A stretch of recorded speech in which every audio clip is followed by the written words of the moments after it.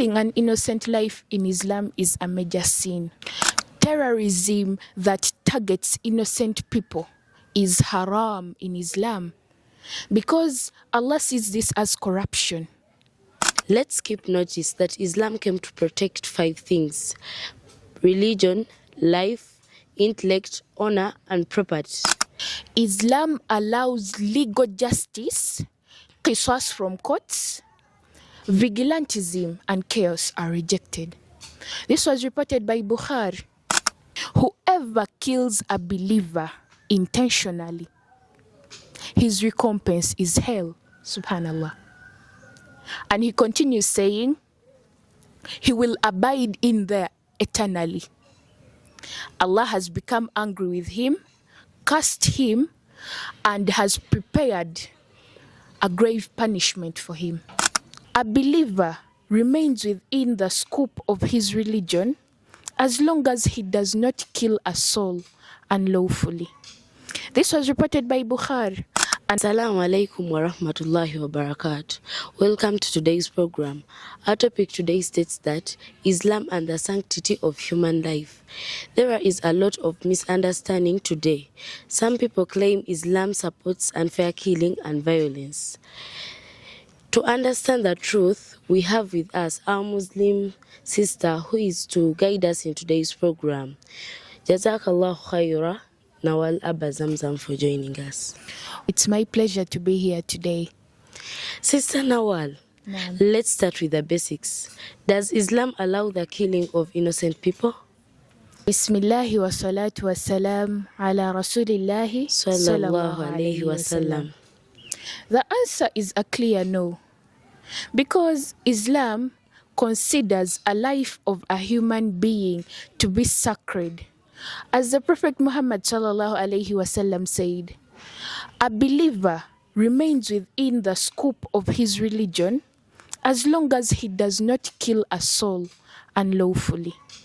This was reported by Bukhari, and Allah tells us in Quran chapter 5 verse 32, and he says, whoever kills a soul unless for a soul, it is as if he had slain mankind entirely.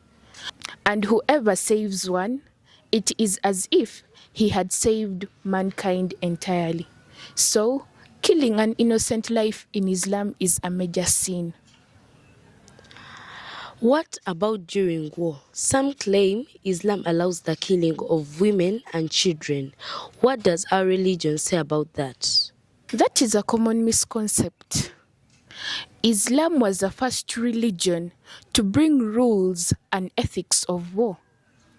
Because during the time of Prophet Muhammad sallallahu alaihi wasallam, he gave clear instructions to his army before battle when he said, do not kill women, children, monks, and do not cut down trees or destroy homes. This was reported by Abu Dawood. In Islam, war is only between soldiers fighting. Civilians are protected, and the main goal of jihad is justice and defense, not bloodshed or revenge. Sister, what about suicide? Some people take their own lives due to hardship. What are the Islamic views about suicide?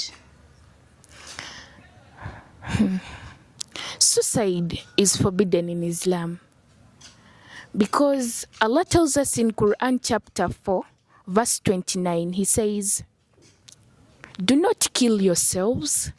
Indeed, Allah is to you most merciful. And the Prophet Muhammad sallallahu alaihi wasallam warned us about this when he said, whoever kills himself with something, he will be punished with it on the day of judgment. This was reported by Bukhari.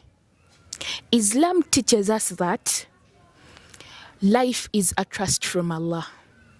And in hardships, we are told to be patient, make du'as to Allah, and seek help from community or family members, rather than just committing suicide. Nawwal, we often hear about terrorism done in the name of Islam. Does Islam support such acts? Absolutely no. Terrorism that targets innocent people is haram in Islam because Allah sees this as corruption. Allah tells us in Quran chapter 2 verse 60, and do not commit abuse on earth, spreading corruption. The Prophet Muhammad sallallahu alaihi wasallam defined a Muslim as the one from whose hand and tongue other Muslims are safe. This was reported by Bukhari. And all major scholars of Islam issued fatwas stating that bombing markets, schools, and killing civilians is a major crime in Islam, and it goes against the Quran and the Sunnah of the Prophet Muhammad sallallahu alaihi wasallam. Finally, what are the consequences for someone who commits unjust killing in Islam?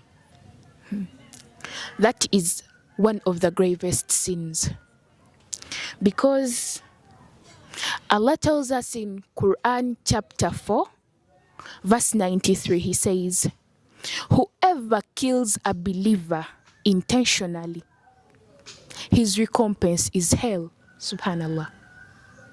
And he continues saying, he will abide in there eternally.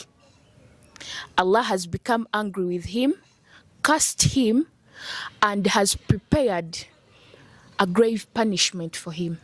Subhanallah. On the day of judgment, the first thing people will be judged for is bloodshed.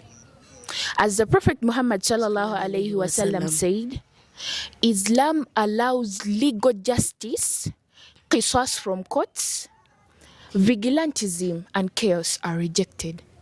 This was reported by Bukhari.